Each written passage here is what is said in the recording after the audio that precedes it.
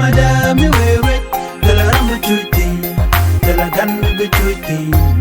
tala meti bilonti kumada mi wewe tala rambu chuti biya kamal ka Nuer online tv ke jan gwasame bana racha bana jaling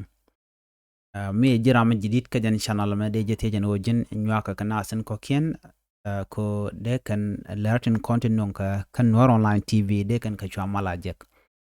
en ler balinga jan gwasame cheta nyinene cha di ni ti shop ke kis ne dangwan cha ka las rei which ka unity state ala di ne te gankana bana jakule linka lode ngu mnan ke din to ngwana no rewe ke unity state ti la di ni ti kin dangwan ka ke din ti ken chanang rewe ke unity state do bana jelinkel goren o jinder subscribe ka de nyak baka nasen ko ken bana chure lerman balinga jan gwasama chala de no sha de ni ti kin ngwan cha ga nang rewe ke unity state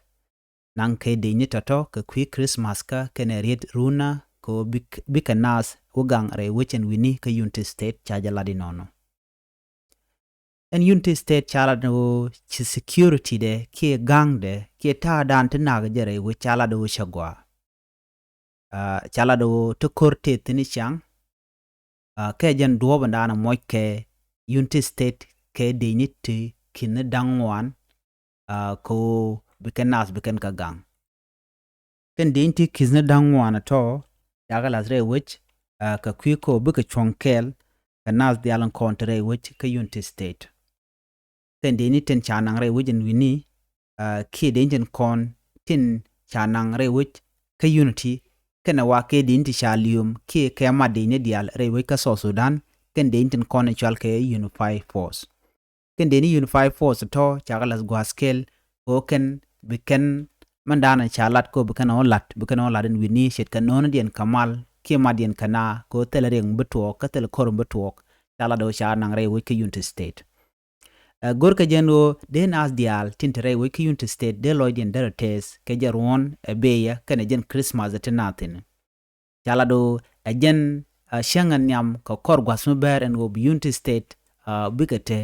ke christmas ke bigari run ka bikana lat mi gorka jeno telereng mede tuok ke jarona me ki telemi jiang model ne tuok ajen mugor ka jengo ba security ke liu ba jen nangre wujin wini ko bi mal be bere which ka unity state ya raja mo chaja ladi nono a unity state shit kemenge shikone tegri to wan long to lat karu dinten ngai konen go re wujin wini te spele mayo teten kat kuma men raike self kem yadit spelem teten ba ngai ke jene ka korgwa sedan ci kurum di te togre wujin wini mugor ka jengo chero de nyoko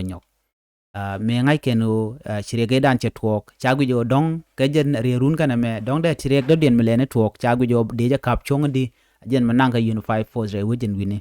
ngai ke jen dialo unify force ke jen gwa se tora pa ila slete che me ti chop ke kin dangwan che ka kebre we ke juba karwade kan me diala kon tin thtɛt ka citizen ke test kan enten content sha de ni ke ten sha police ni ke nasen content chiron ko de mech de ga teneken cha me tungwan long cha ka kep re wich ka juba ka kep ka unify force ko gor ka jeno be mal be re we ka so Sudan ka jen gwasme ler ku yela lengane nang ke dich re wichin wini ko be kan mal be kan o jatu wano ke be kan as be kan ko mat ko cha goro be te ke kume ke espele mayo mi belinyin re wiki unity state ko en unify force chaje ngey ko be mat ne dial re we ka so Sudan ka do badana chalat ke je ne me jele dande kon linga jen gwaseme mi jiram jidit ke jen channel me de jeti jen o jin nyoka kanasin ko kien ke ku subscribe ko de lerin kon ba nonke de kan chachub gwasni tin gor kon ken o de ka chubten jen le dande kon linga jen gwaseme biata kaman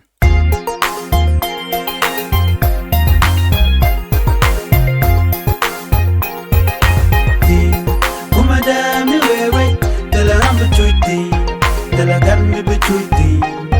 tala meti bilonti kumada mi wewe tala rambuchuti tala gan mi bechuti